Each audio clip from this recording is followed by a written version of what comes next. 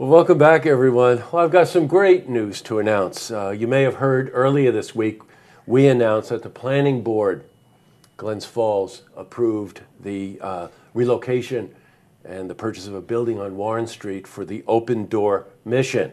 And you'll probably recognize my guest, Kim Cook, who's the executive director, who's also a frequent guest here on Look TV. Welcome back, Kim. Thank you. Boy, this is really good news. Yeah, we're really excited. I know you are. I tell you what, let's just talk a bit about Open Door Mission. Kim has been involved for about 3 years now as executive director, right? Yeah. Because I think that's when we first met, by the way, it was about Yeah. 3 years ago.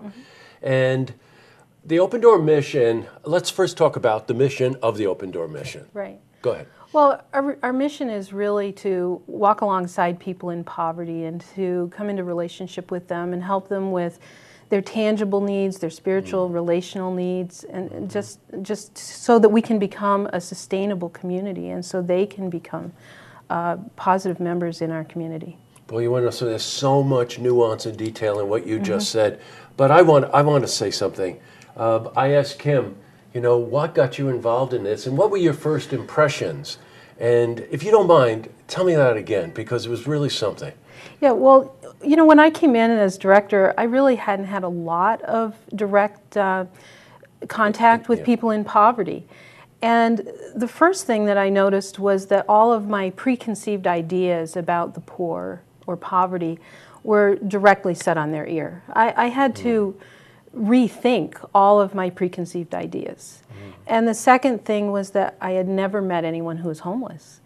And I'm talking to people in our dining room and getting into relationship with them and then realizing they're homeless. And they walk out our door and I didn't know where they were going to be at night. And it came to the point where I couldn't sleep at night because I was worrying about my friends. They really had become my friends and family. And, you know, there was nowhere for them to go. And I really believe that Glens Falls is better than that. So we had to come up with a solution. Well, I can't think of anybody more dedicated to this task than you from all the conversations that we've had. You really are very passionate about this and very dedicated. You know, you used a word there that I want to cycle back on, relationship. When you talk about people who are at the poverty level, relationship is very important, isn't it? Yes. You wouldn't think of that, but it is. Yes. You know, we're talking a lot about Bridges Out of Poverty, and we train other people who are working with those in poverty about what is the mindset compared to those of us in middle class. And the mindset, the driving force in poverty is relationship. Everything hinges on that. Whereas in middle class, it's achievement. You know, Yes, it's right. what we do Up the for a ladder. living. Right. Sure. But in poverty, it's relationship. And for us just to tell them what to do based on our idea of achievement isn't going to help. It's only if we get in relationship and kind of get muddy with everybody and walk forward with them. And it becomes a personal thing. And they're more apt to make changes based on a relationship with us. Sure, because of course there's a level of trust, and then that those insights turn into actionable moments, right? Exactly. Things that you can work on. The Open Door Mission, by the way, I want to commit to this because you know about the Open Door Mission for the soup kitchen, probably, but very involved in helping those who need that bridge in terms of housing, education, healthcare, mental health, right? Right. As well as beds, right? So that's a pretty big agenda. It is. And the current Open Door Mission, it's on Lawrence? Yes. Yeah, Corner it's of Lawrence on and Lawrence. Walnut. The new place is going to be on Warren. So let's talk about the new place. Night and day, big place. It is. Yeah, where is it? And It is. tell us about what you're doing. It's 226 Warren, which is Warren Furniture. Everyone knows it as that in Glens Falls. And it's a large building. A lot of what we're doing in that building, we're already doing now. We just don't have a home for it, like our Bridges Out of Poverty classes and Getting Ahead classes and so on. A food pantry. We have a food pantry on one shelf now. We need a room for it. Right. So we're expanding all those services and adding others, like a year-round shelter program for men. We'll have a resource center with classroom space and a computer lab. so that we can teach our classes. We'll have a day room so that people who need a place to be in the daytime can come in there, safe, secure environment, but then we can help them with their needs and help them get into some programs. We'll have a larger food service area as well with a teaching kitchen, and then of course the men's program will have 3 different levels of programming and different lengths of stay, right up to a 1-year program. This is an enormous undertaking, and again, it's not a handout. It's a helping hand. Slight juxtapositioning of those words, and all of a sudden it has a completely different meaning, doesn't it, Kim?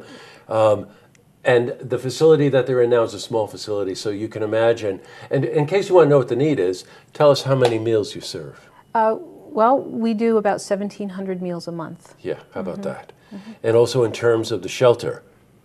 Yeah, our average there is about 13, 14 people a night during the cold weather season. There are a lot of people who are being put up in hotels, Right. not through us, but in other areas, or maybe scraping by to pay for a hotel room. So there's a lot more homeless out there than we see. Yeah, that's right. You know, you tend to think of it, and my wife and I, we live in Glens Falls. It's a wonderful town, and but you realize you're talking about serving that many meals a month and providing shelter for that many people a night. They're there. It's in our community. And something else you said I want to cycle back on. You cannot have a sustainable community unless you address poverty and are proactive about it. Yes. You know, Glens Falls is going through a great revitalization, Right. and I'm really excited about that. But we can't move forward as a community and leave a whole portion of our society behind. We have to help them move forward as well, or we're not going to be sustainable.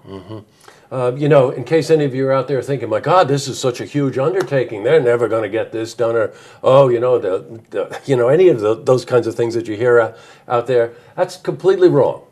I happen to know Kim for 3 years now. I know the people you're involved with. I know we've been following this story for years now.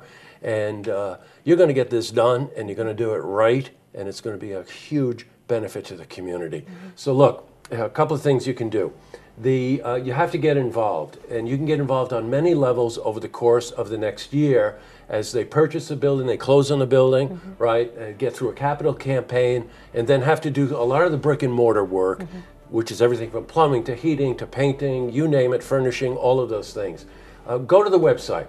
Familiarize yourself with the Open Door mission in Glens Falls, and you'll learn a lot, and I'm sure that you'll do what a lot of us have done, which is to say, oh, I could help there.